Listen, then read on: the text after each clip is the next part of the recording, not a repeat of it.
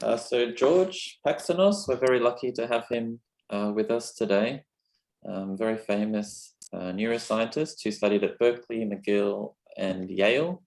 And now he's the Scientia Professor of Medical Sciences at Neuroscience Research Australia and at UNSW here in Sydney, although he's not currently here in Sydney.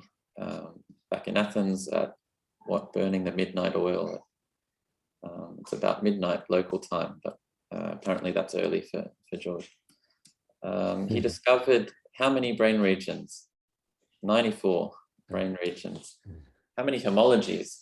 Who's counting? 64 if you were counting. And how many books? 58.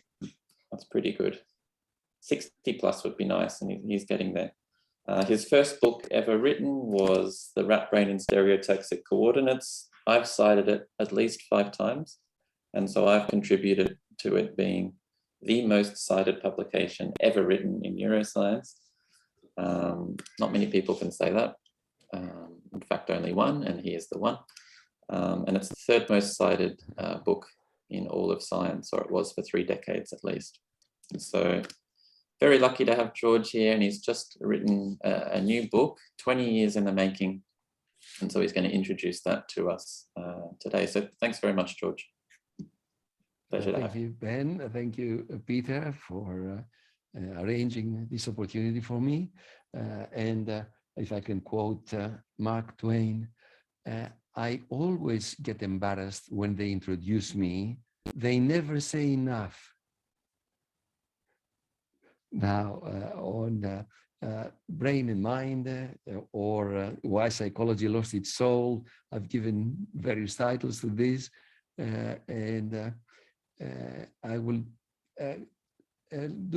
give some historical comments, some also of my trip through the brain, and then I'll come to the basis on which I wrote this novel, and also the reason.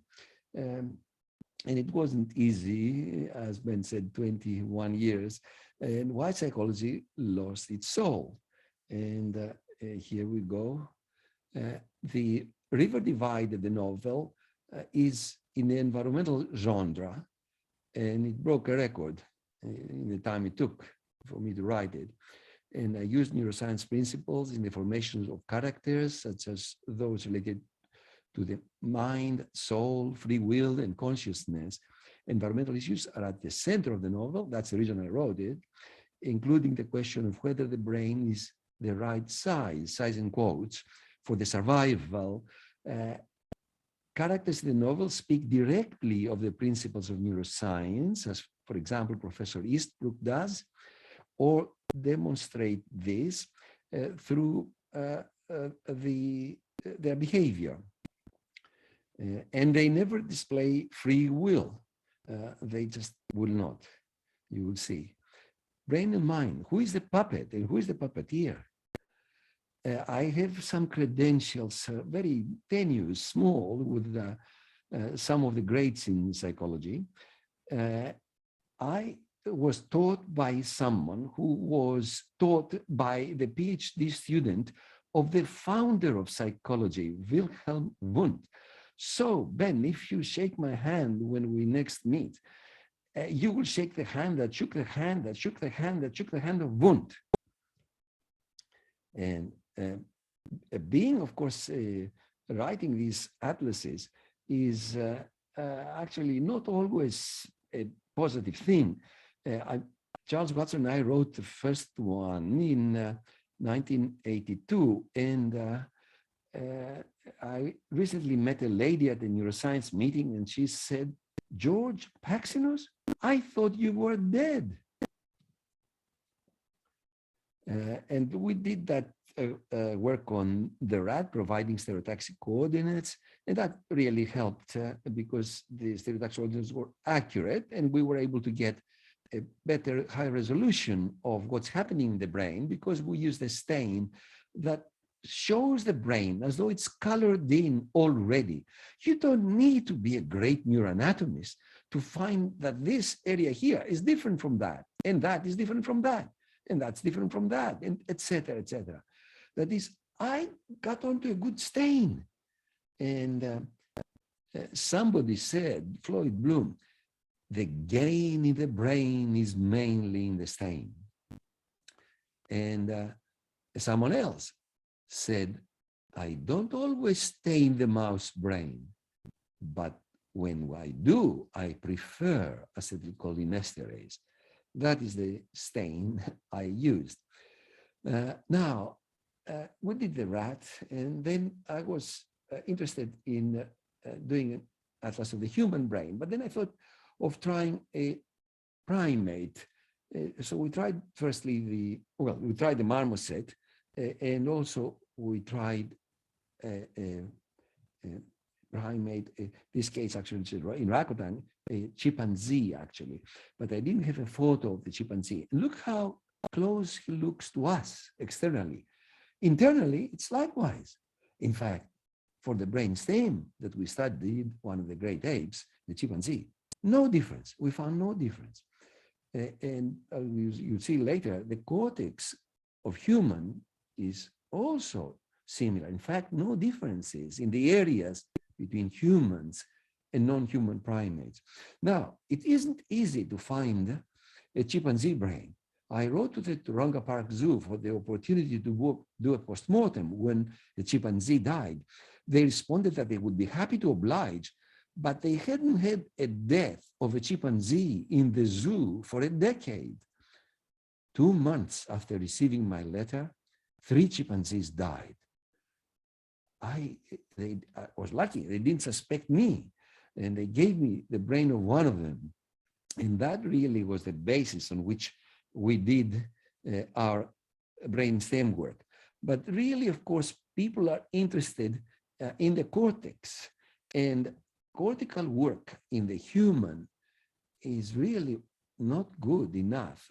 In some ways, we managed to bring the human brain to the same understanding anatomically in terms of areas, regions, to the rat, which is far more studied, of course, not connectionally, simply aerial maps, morphology of the subcortex. But the cortex, no, we haven't done a good job. But there is someone who did a good job, and that is Konstantin von Economo. And he's the same guy who found encephalitica lethargica. And we tried to emulate him in some ways. We haven't succeeded in the cortex, but we have done what best we could in the subcortex. And you see the atlas of the human brain that Jürgen May and Maitanik and myself published about 4 years ago. And of course, a lot of work now relates to imaging. The work that I've been telling you so far has been histology, where you have high resolution, but it's not exactly what the person who looks at the images sees in front of them. It is better if we get imaging data. So we did some work on the human that you see here. So we're just about to publish an atlas of the postpartum human brain in MRI. And you can see here rather well the direction of fibers, where this corticospinal tract here in blue, or the pontine crossing fibers in red as they produce a commissure there. And what I'm showing here to you now is not published yet. Hopefully it will be published in 2 years' time. It is a living brain, which is closer yet to what the person who works with MRI sees in front of them.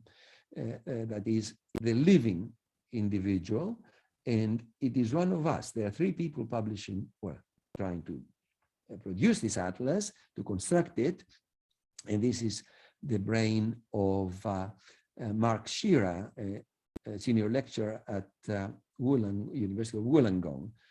And he endured 40 hours in total in the magnet, and over months and months. And we think we've obtained good data. Now you might know much better than me on this. And if you don't feel the data looks that good, tell us, then we might have to start again. But in order to get where we want to produce that is a detailed and more accurate atlas of the living human brain, we need high quality data to start with. And we've put a lot of work up front with this until we think at this point that is of the data that you see. And we just started segmenting, delineating this work with my colleague also, Steve Kassem, who is my postdoc, a brilliant person from Sydney University. He received the medal, university medal for his thesis. You can see, of course, the various pathways in color, and we have printed these in large format so that we can walk through the brain. We spread them around in a big room, and we just keep walking around and follow the structures. That's easier than working on the computer, where once you put a new image, then you don't remember the old one. But your eyes play between one photographic print and the other that are on the same table. And this is what the technique we've used since we started doing the maps. And brain and mind, the question has social, legal, and religious implications. If the mind controls the brain, then there's free will. And its corollaries, dignity and responsibility. You're king in your skull-sized kingdom. You're the architect of your destiny. If, on the other hand, the brain controls the mind, an incendiary conclusion follows. There can be no free will, no praise, no retributive punishment, no purgatory, and maybe little hope for survival. So are we just our brains? Is there any, does the mind have any agency? And I hope to show you, there it is. Oh, no, that's still, oops, there we go. I'll say some good things about the brain, and then some of my worries about it. And here we start with the praise from Aesop. The fox entered the house of an actor, and rummaging through everything, she pulled out a mask, a beautiful imitation of a human head. At that time, the masks were heads, actually. She put her paw in it and said, "What a beautiful head." Yet it is without any value because it's entirely without a brain. And this admiration of the brain you find in the works of other artists. Who would have thought of Woody Allen as an optimist? And yet even he has something nice to say when it comes to the brain. He said, "The brain is my second most favorite organ." Without special examination, it's not possible to infer that the brain creates the mind. In fact, the pharaohs were sent brainless to their afterlife. Brain was discarded. Some pre-Socratic philosophers rejected supernatural and mythical explanations of the physical world and the nature of the soul, including the relation between psychological events and the body. These philosophers replaced myth with reality, banishing gods and magic. Alcmaeon of Croton is thought by the historians to be the first who spoke of this relation between brain and mind. And this is Crotone of Magna Grecia. And the information from this location seems to have passed to Kos, where lived the most famous doctor of antiquity, and an astounding modern view by Hippocrates. Men ought to know that from the brain and from the brain only arise our pleasures, joys, laughter, jests, as well as our sorrows, pains, griefs, and tears. Aristotle, unfortunately, the best scientist of antiquity, didn't got it wrong about the brain. He thought it was there to cool the blood, air conditioning. And of course, a professor's greatness is measured by how long his time is progress in his field. Of course, not his fault, but the others worshipped him after him. And the Christians, of course, took a liking of him. There was a dead hand there. until the dawn of the modern era. But there was someone else, an admirer of Hippocrates from Pergamon in today's Turkey, who had the encephalocentric view, followed Hippocrates. And the cardiocentric view was battling it out with the encephalocentric until the dawn of the modern era. And here you have Shakespeare. Portia asks, fancy, by the way, is love. Tell me, where is fancy bred, or in the heart, or in the head? And of course, today we know, everybody knows out there, that this is the heart. You look, I went on February 14th in Bordai Junction to get a card from my partner, and I was confronted with 300 cards with at least one red heart on them, none of them with a brain. I was forced to write an article. And an ABC journalist from Melbourne called me. Are you insisting that the heart has nothing to do with love? I said, if in a heart transplant, I get your heart, I am not going to fall in love with your husband. She said, what a pity, and he's such a lovely man. But if you want to, Peter will tell you that this is a good logo of the ARC Center of Excellence, and it is as beautiful as the heart, and it is true. Truth should count for something. After such a battle to localize the seat of the soul, psychology loses its soul in the 1930s. Heb, the mind, is the integration of the activity of the brain. There's no ghost in the machine. But Richard Schossland, by the way, I was giving a talk to the clinical neuropsychologists, and the talk was why psychology lost its soul. And I thought of asking whether they had soul, as people were sitting there in the cafeteria having a coffee. And as I was approaching them and asking them, the answer was always the same. Pardon me? They couldn't believe the question. Anyway, at one point, a girl said, I had the soul until I entered the PhD. So the soul is superfluous to requirements for psychology. Indeed, it is cruelty if a psychologist sees a child, let's say, with autism and blames the soul of the child and not the brain.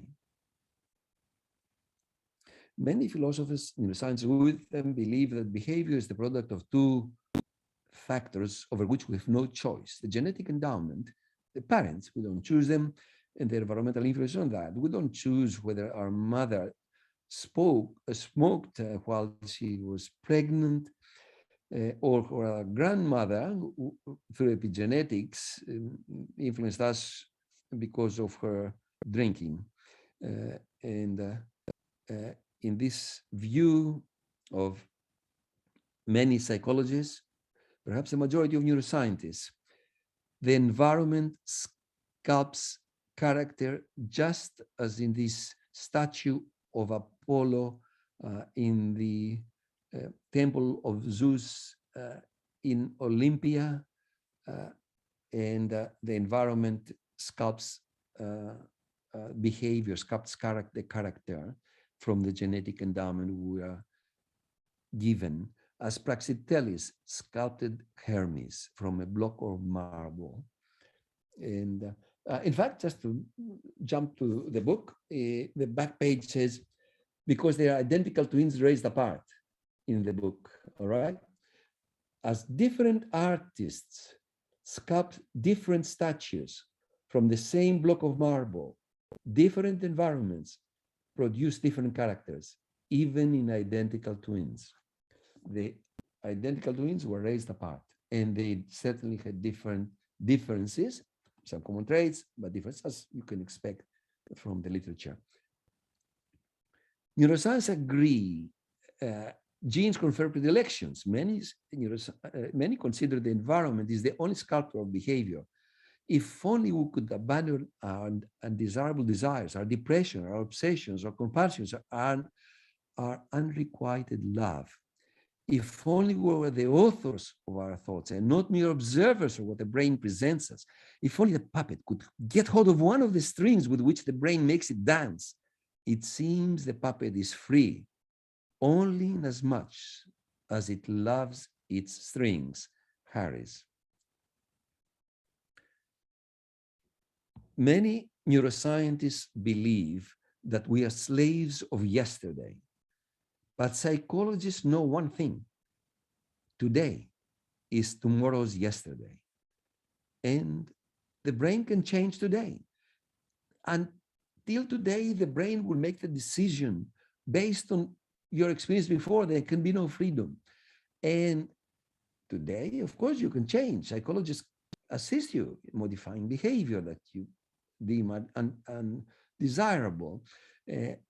And tomorrow, your brain will be different. But again, tomorrow, you will be slave to today.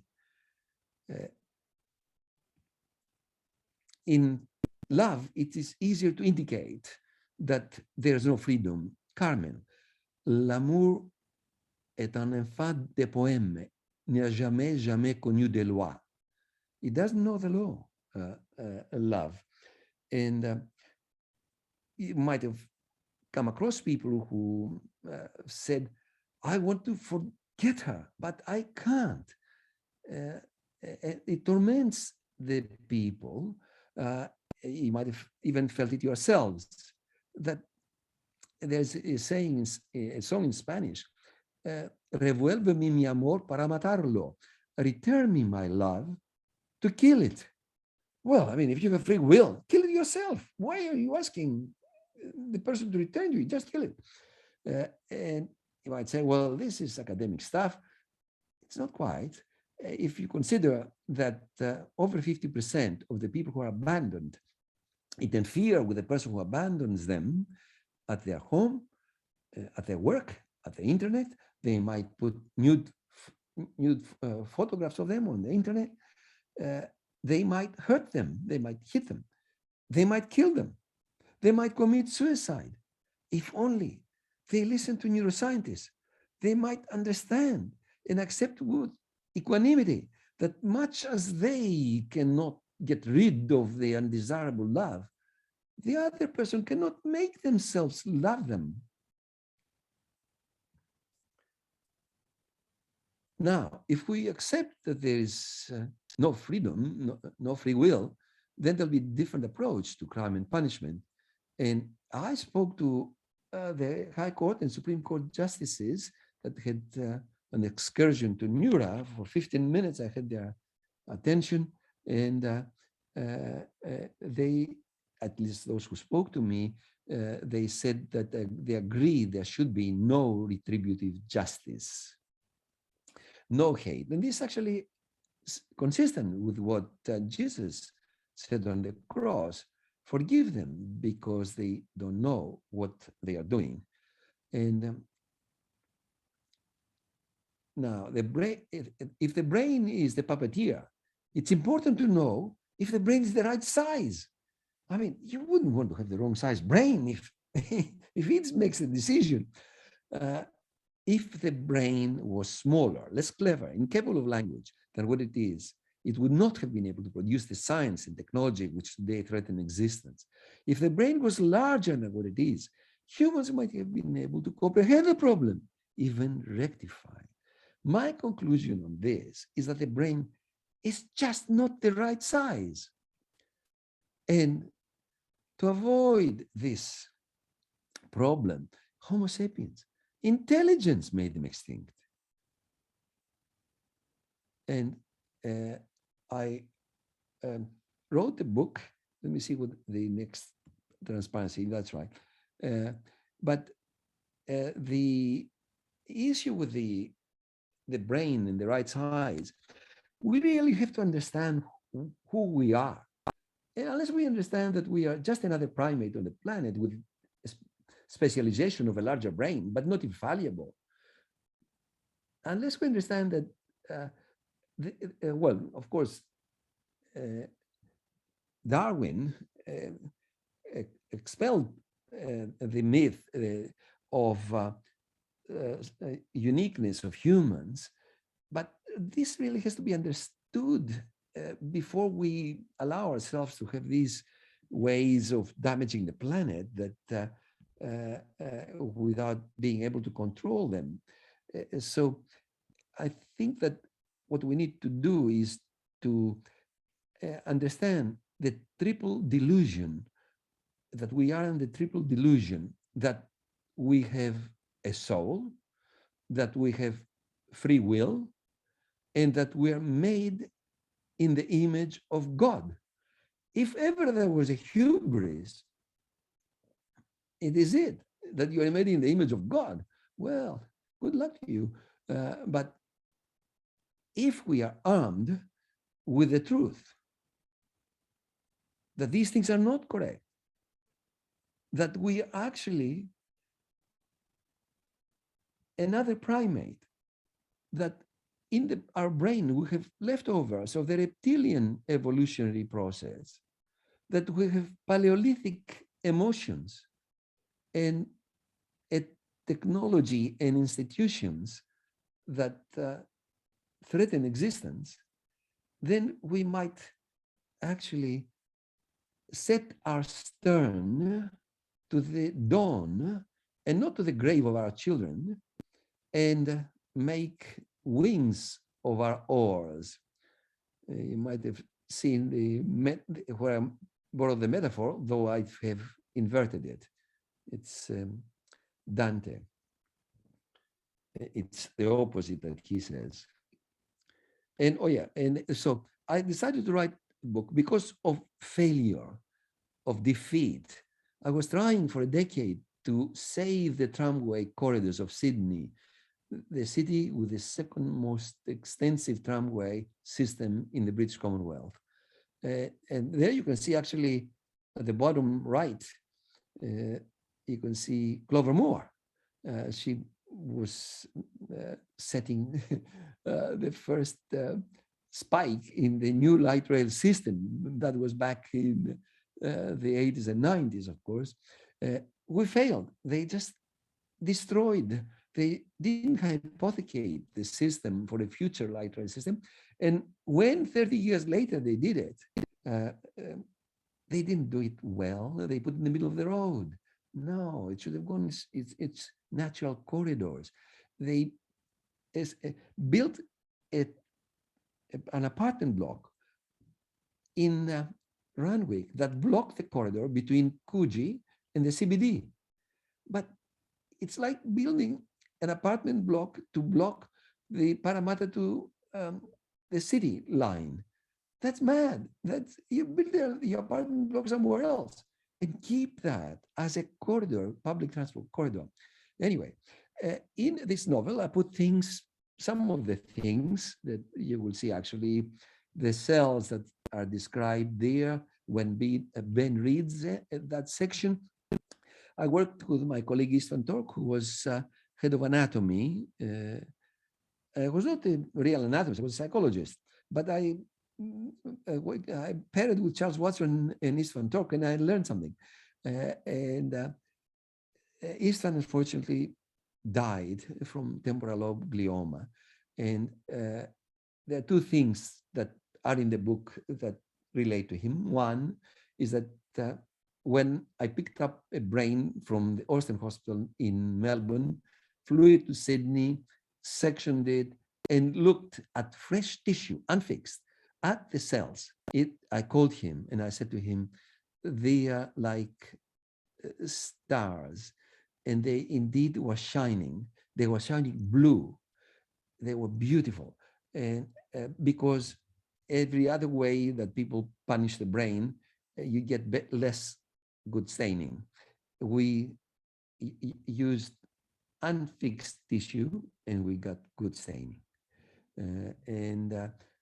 So this is one of the ways that that the book relates to my experience. The other one is that his condition I describe in one of the heroes in the book, the temporal lobe glioma.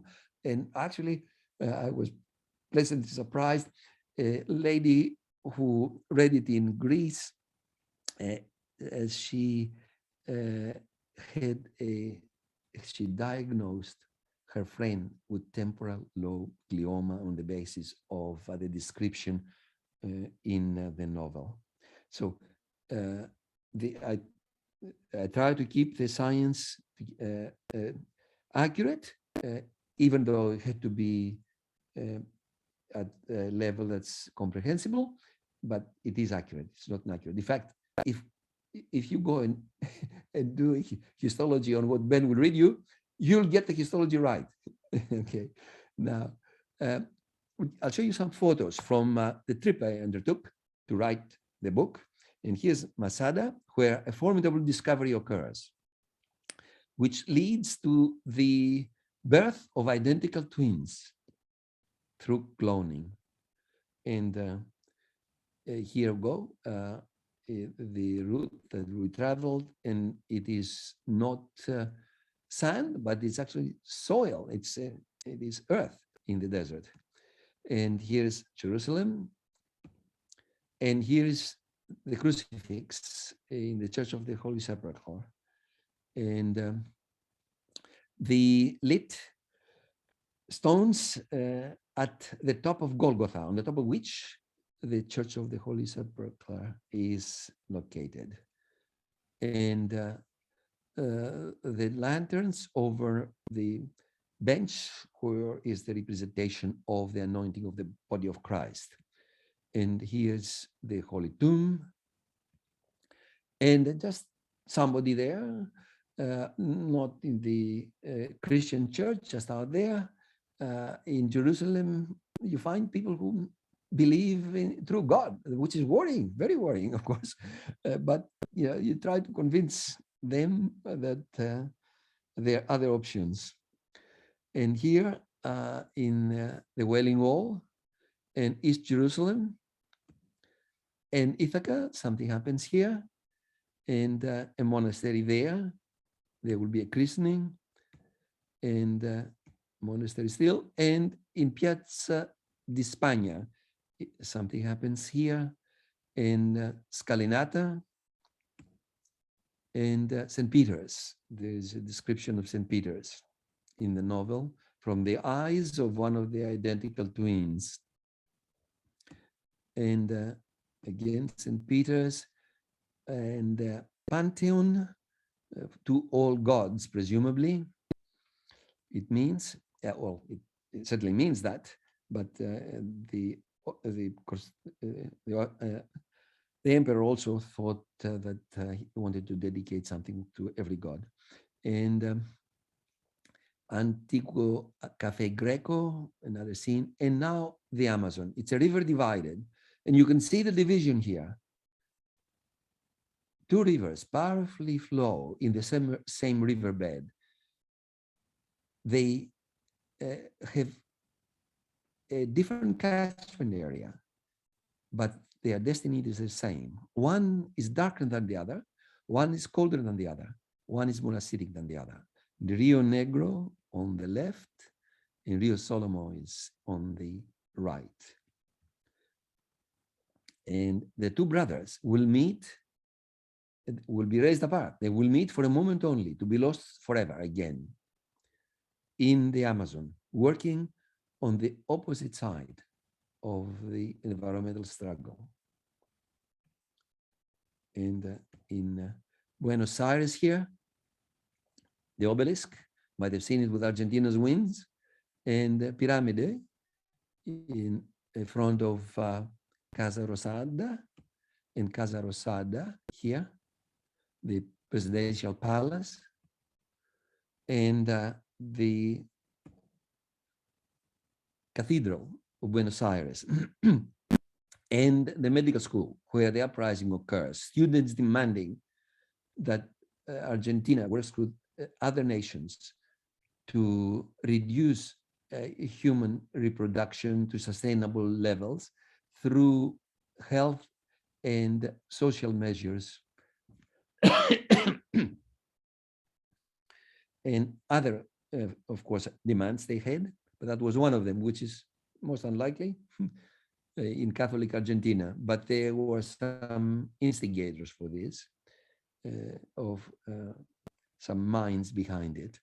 Again, the medical school, and inside the medical school, a church of Iglesias de San Pedro Telmo, and here you see the crucifix, and above it, a large, very large statue of the Virgin with baby Jesus.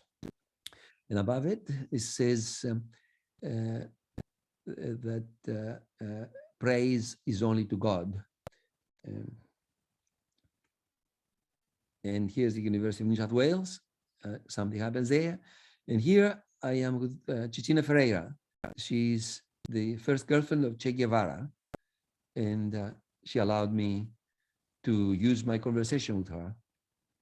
And she died, unfortunately, this year. An amazing lady.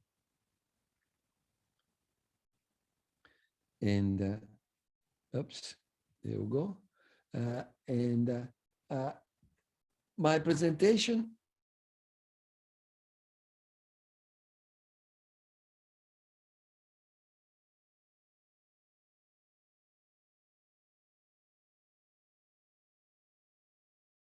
Perhaps, yeah, there we go. You already organized. And the book was written. Your internet connection is unstable. It's okay now. The book was written in the last 21 years in Bondi Junction, the Athens of the South. It was in the intellectually fertile crescent on the cafe called Lux Cafe between Woolworths, Coles, and Target. Recently, a lady friend approached me and she asked, "How is the book?"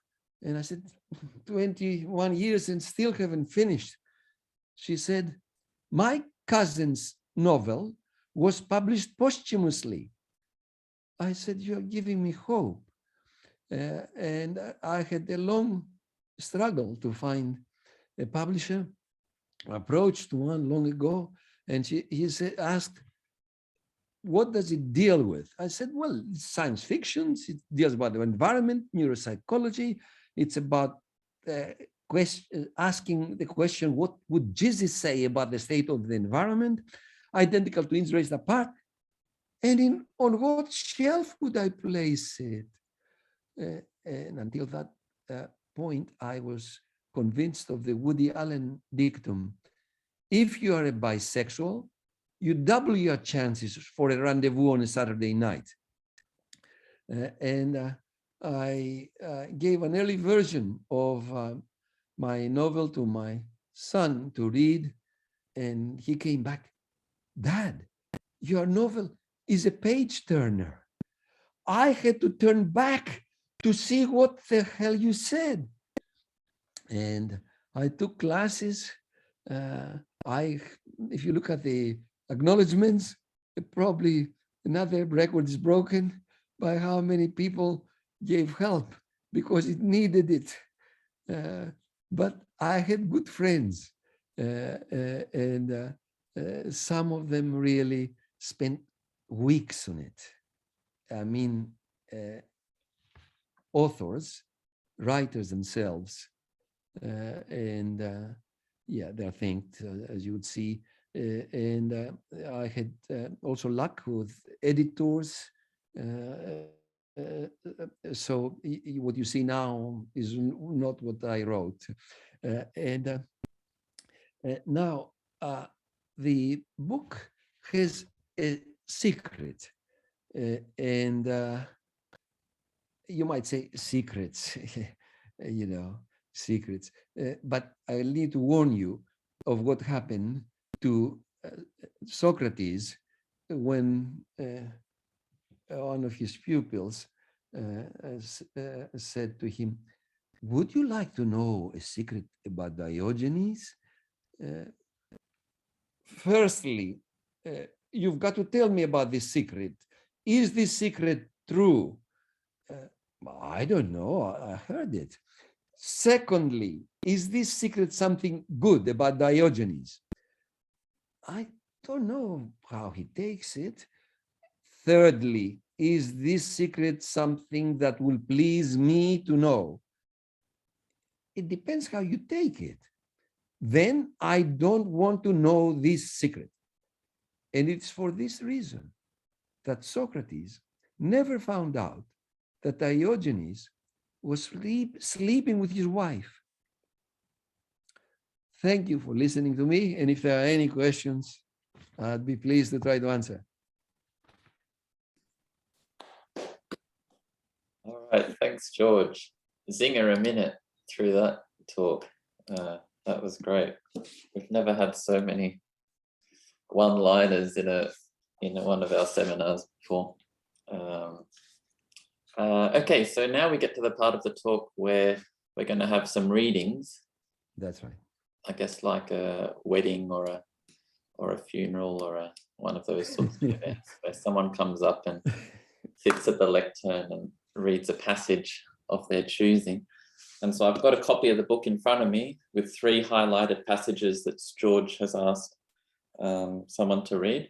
So if you're interested in being a reader, please put your hand up. If you're not, I will randomly ask people to read. Peter may have been a volunteer. So George originally reached out to Peter Robinson, who's the professor in complex systems neurodynamics here at University of Sydney. Are you still interested in being a reader, Peter? Well, I didn't actually volunteer, but I'm willing to do it. I think you might have volunteered me. I may have volunteered me, but I can't see the text yet, but I'm happy to read some out. All right. Yes, that's true. I volunteered you. That's about the same thing, isn't it? Okay, so there we go. So this is the first passage. Can you read that clearly? This passage, that one, yeah, I can see that now. It's more usual for supervisors to volunteer their students or former students than the other way around, Ben, I have to say. But let me read this. She placed the tissue slide on the stage of her Olympus microscope and turned on the light that shone through a condenser onto the undersurface of the slide. She closed her eyes for a moment, knowing the evidence was already there. After a few seconds of tense immobility, she opened her eyes. The cells were shining bright blue and were arranged like stars in constellations. When she moved the stage of her microscope to different fields of view, she was an astronomer training a telescope on unexplored sky. The cells were beautiful and their arrangement a work of art. She was the sole witness of a spectacular pyrotechnic show. Using the 40 times lens objective, she zoomed in on one neuron, a giant pyramidal cell, a Betz cell located in the 5th layer of the cortex. She could see the structure of the neuron, including its nucleus, where the genetic information was stored. It was a flower whose closed petals kept the secrets of how to construct a life. The stain was taken up not only by the cell body, but also by the closest parts of the dendrites, tentacles with which neurons communicate, exchange protoplasmic kisses in an epic love journey.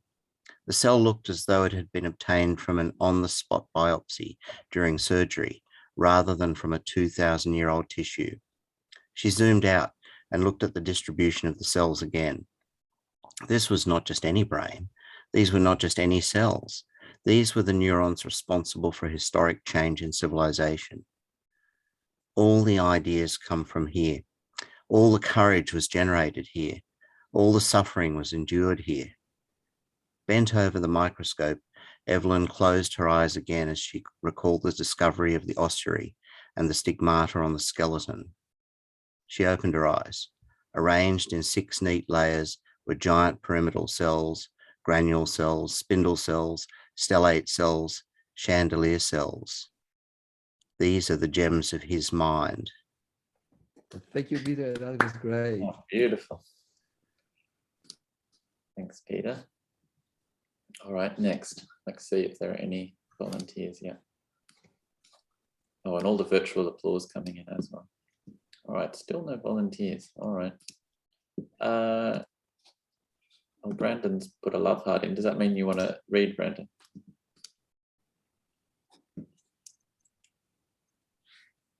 Sure, Ben. Great. Okay, this pink bit's you. That was amazing talk. Thank you very much. All right, the pink bit. All right, but which is stronger in the end? Asked Evelyn. Nature or nurture?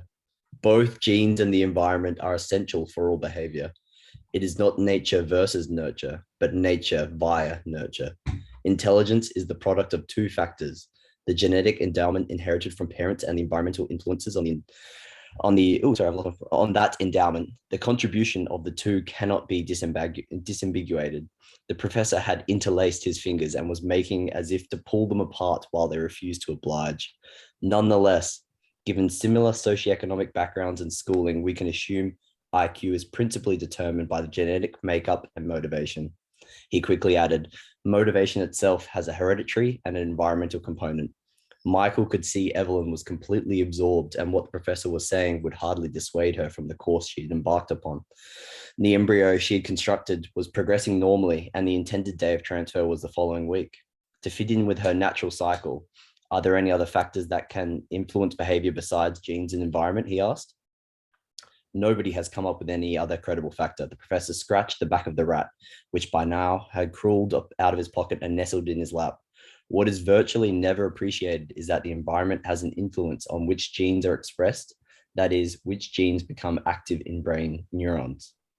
I'd better stop here before you start mutating before my very eyes, he concluded with a smile. Evelyn returned the smile. I've heard behavioral neuroscientists don't have a crack in the parade of genes and environment for free will to wriggle in, but there is none at all. No freedom, no dignity. There is indeed no freedom and no dignity because individuals have no control of either their genetic makeup or the environmental influences on them. The professor seemed to enjoy his theory, his words emerging through the smoke of his pipe. We are slaves to yesterday. Our brains will make decisions on the basis of our experiences up to today, but here is where psychologists can be of use. Today is the yesterday of tomorrow, and our experiences today can change our preferences tomorrow. Thank you, Brandon. That's great. Okay, more claps, but no hands up. Claire, you've got a great reading voice. What do you think? How do you know? Come on, Claire. This is a short one. This I is get a a short short one. one. I'm fine. Okay. Yeah. Do you mind making it a little bit bigger, Ben? Yes. Of course. Yeah. Zooming in And a tiny bit. if I may say, Claire, Yes. we find Evelyn, the one that is the geneticist, whom we saw earlier looking under the microscope. We find her now being diagnosed with temporal lobe glioma, and she's thinking of the son she has and the twin which is missing, and she hasn't been able to find it. Okay. Part of her body had turned against her, killing her from within, stealing her life and hopes. Of course, she had noticed herself aging, her biology changing, her stamina declining, but she had plans that spanned the next 5 years, the next 10. She had responsibilities, grant obligations, employees, students. She had friends. She had family. She had Michael. She had her beautiful son. And beyond all this, she still had to find her missing child. 3 months would not be enough to see Christopher graduate. It would not be enough to see him find true love. 3 months would not be enough for the things she had hoped, to watch him grow into himself, to realize the potential that was inside him. All her dreams of witnessing his life event were suddenly disappearing. And there was no time for another trip to Argentina. 3 months, and what 3 months lay before her. 3 months that would rob her of her independence, her dignity, her mind. How much more humane if she were condemned to die by firing squad. Thank you, Claire. All right, thanks, Claire, and thanks to all of our readers.